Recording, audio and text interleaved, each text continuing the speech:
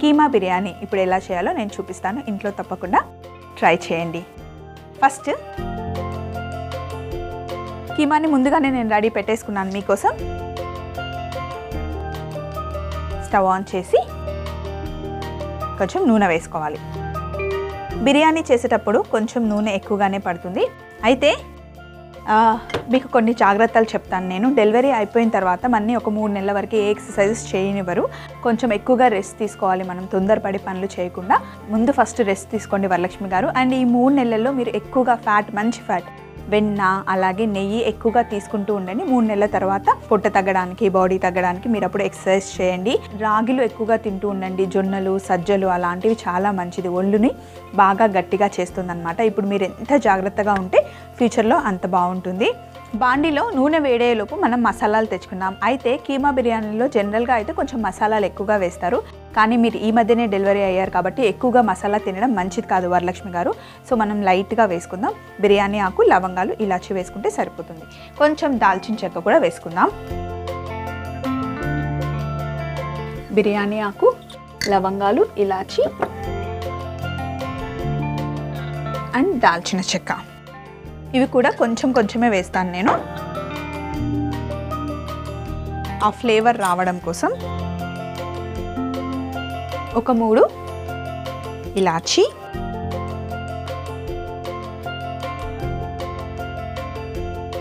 ఒక 4 లవంగాలు, అలాగే దాల్చిన చెక్క.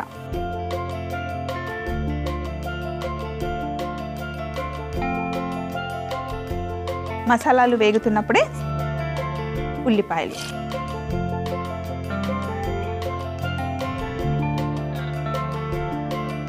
వరలక్ష్మి గారు ప్రెగ్నెంట్గా ఉన్నప్పుడు మనం కొంచెం రెస్ట్ తీసుకుంటాం. ఎందుకంటే మనం చూసుకోవాల్సిన వాళ్ళు ఎవరు ఉండరు. ఇంకా అందరూ ఇంట్లో ఉన్న వాళ్ళందరూ జాగ్రత్తగా చూస్తూ ఉంటారు. ఒకసారి పిల్లలు పుట్టిన తర్వాత ఇంకా మనకి అసలు రెస్ట్ దొరకదు, చాలా కష్టం, ముఖ్యంగా చిన్న పిల్లలు ఉన్నప్పుడు. అందుకే మీ బాబు ఎప్పుడు నిద్రపోతారో అప్పుడే మీరు రెస్ట్ తీసుకోండి. చక్కగా వాడితో పాటు హ్యాపీగా నిద్రపోండి. అండ్ మీరు బాగా రెస్ట్ తీసుకోవడం మటుకి చాలా అవసరం. వాము, మధ్యలో వాము తింటూ ఉండండి. రోజుకి ఒక 3-4 స్పూన్ల వాము తినడం చాలా మంచిదండి. నడుము గట్టిపడుతుంది అని పెద్దవాళ్ళు చెప్తూ ఉంటారు కదా, అది నిజంగా నిజం. ఉల్లిపాయలు వేసిన తర్వాత ఉప్పు,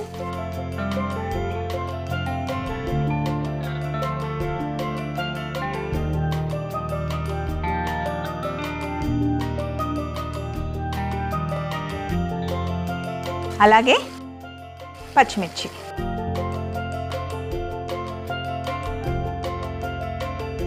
సన్నగా తరిగిన కొత్తిమీర, సన్నగా తరిగిన పుదీనా,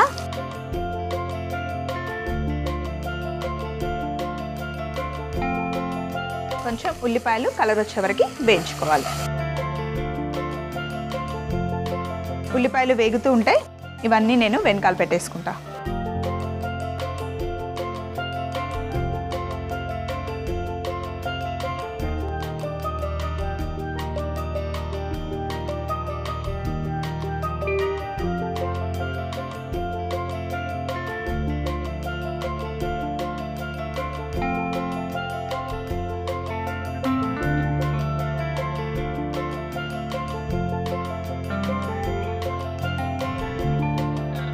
ఉల్లిపాయలు వేగిన తర్వాత అల్లం వెల్లుల్లి ముద్ద వేసుకోవాలి.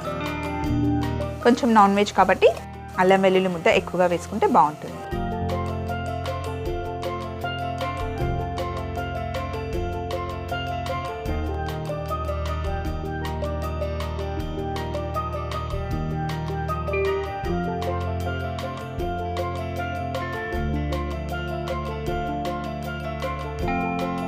అల్లం వెల్లుల్లి ముద్ద వేసిన తర్వాత పసుపు, కారం, ధనియాల పొడి, గరం మసాలా,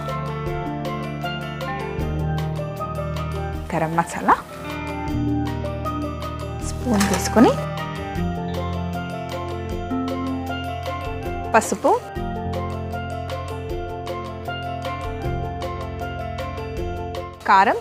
కారం కూడా మీరు కొంచెం తక్కువగానే వేసుకోండి. నేను కూడా కొంచెమే వేసాను వరలక్ష్మి గారు. అలాగే ధనియాల పొడి,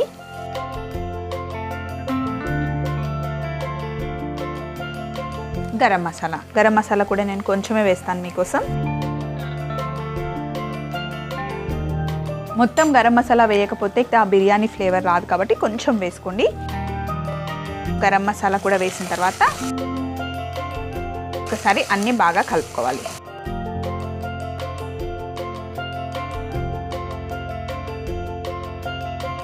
మామూలుగా ప్లెయిన్గా కీమా బిర్యానీ చేసుకునే దానికన్నా కొంచెం అందులో మనం గ్రీన్ పీస్ వేస్తే చాలా బాగుంటుంది వరలక్ష్మి గారు. బఠానీ వల్ల తింటూ ఉంటే టేస్ట్ చాలా బాగుంటుంది, అలాగే చూడడానికి చాలా చక్కగా కనిపిస్తుంది. నా దగ్గర బఠానీలు ఉన్నాయి, కొన్ని బఠానీలు వేసుకుంటున్నా. మీ ఇంట్లో కూడా ఉంటే ట్రై చేయండి, లేకపోతే అది మీ ఇష్టం. కానీ బఠానీ వేస్తే చాలా బాగుంటుంది. బఠానీ కూడా వేసుకొని ఒకసారి కలుపుకున్న తర్వాత కీమా, 1 కప్పు కీమాకి 1 కప్పు బియ్యం వేసుకుంటే చాలా బాగుంటుంది. అంటే ఎక్కువ కీమా తగులుతూ ఉంటే టేస్ట్ చాలా బాగుంటుంది. So 1 cup keema. నేను ముందుగానే 1 కప్పు బాస్మతి బియ్యం కడిగి పెట్టుకున్నాను.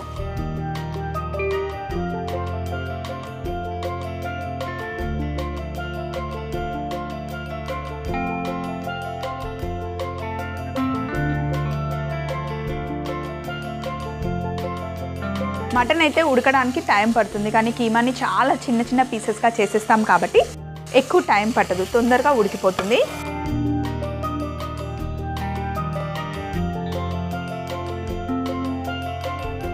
కీమాని మసాలాలో వేసుకున్న తర్వాత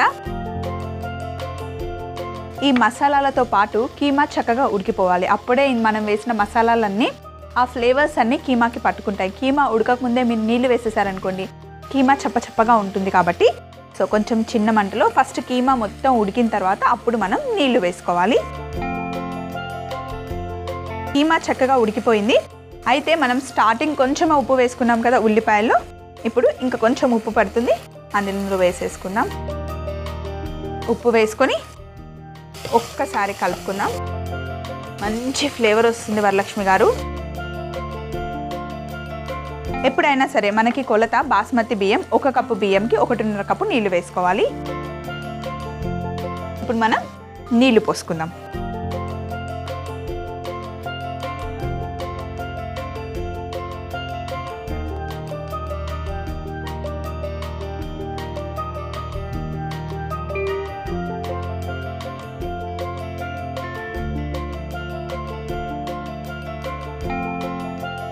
ఈ నీళ్లు మరిగేలోపు ముందుగానే నానబెట్టి పెట్టుకున్న బాస్మతి బియ్యంలో ఉన్న నీళ్లు తీసేద్దాం.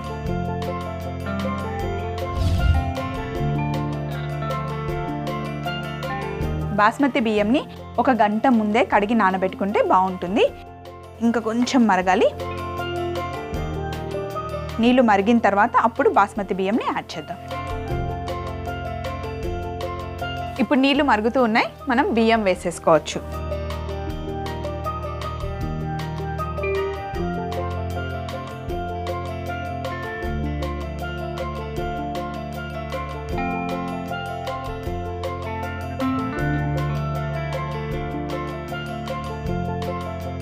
బియ్యం వేసుకున్న తర్వాత కొంచెం మెల్లిగా ఒకసారి కలుపుకొని వరలక్ష్మి గారు మూత పెట్టేసి ఒక 10 నిమిషాలు కొంచెం చిన్న మంటలో పెట్టి ఉడకబెట్టుకుంటే కీమా బిర్యానీ రెడీ అవుతుంది. మరి అది ఉడికే లోపల కిచెన్ అంతా సర్దేసుకుందాం. వరలక్ష్మి గారు మటన్ కీమా బిర్యానీ రెడీ అయిపోయింది. అయితే ఏ బిర్యానీ చేసినా కూడా వెంటనే మూత తీసి వడ్డించుకోకుండా ఒక 10 నిమిషాలు పక్కన పెడితే బిర్యానీ బాగుంటుందండి. సో మీరు అడిగిన కీమా బిర్యానీ చూసారు కదా, మళ్ళీ ఏమైనా డౌట్ ఉంటే చిన్న రికాప్ కూడా చూసేయండి. మటన్ కీమా బిర్యానీ తయారీ విధానం చూద్దాం. ముందుగా ఒక గిన్నెలో నూనె వేడి చేసుకొని అందులో ఇలాచీ, లవంగాలు, దాల్చిన చెక్క, కట్ చేసుకున్న ఉల్లిపాయ ముక్కలు, సరిపడా ఉప్పు, పచ్చిమిర్చి, సన్నగా తరిగిన కొత్తిమీర, సన్నగా తరిగిన పుదీనా వేసి బాగా కలుపుకొని వేయించుకోవాలి. తరువాత అందులో అల్లం వెల్లుల్లి పేస్ట్, పసుపు, కారం, ధనియాల పొడి, గరం మసాలా, పచ్చి బఠానీ, కీమా వేసి బాగా కలుపుకొని 5 నిమిషాల పాటు ఉడికించుకోవాలి. ఆ తర్వాత సరిపడా ఉప్పు, సరిపడా నీళ్లు పోసి మరిగించుకోవాలి. ఆ తర్వాత అందులో ముందుగా నానబెట్టుకున్న బాస్మతి బియ్యం వేసి మూత పెట్టి 10-15 నిమిషాలు ఉడికించుకుంటే మటన్ కీమా బిర్యానీ రెడీ.